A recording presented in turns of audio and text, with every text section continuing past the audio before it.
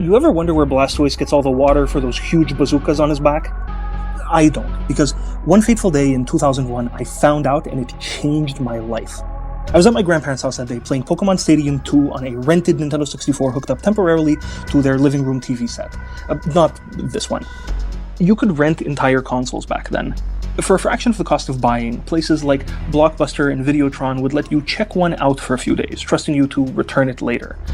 That's how I was introduced to games, through brief, weekend-long access to rented consoles and cartridges, whittling away asynchronously at shared save files alongside the collective of whatever neighborhood kids lived near those same video stores.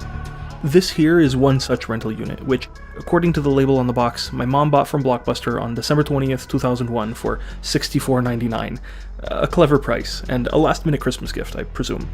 Whenever new consoles released, stores would sell off their leftover last-gen rental stock, which is how I ended up with this one.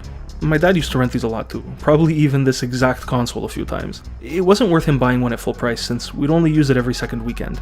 Renting was cost-effective and helped many a kid, including me, convince their parents to let them give video games a try.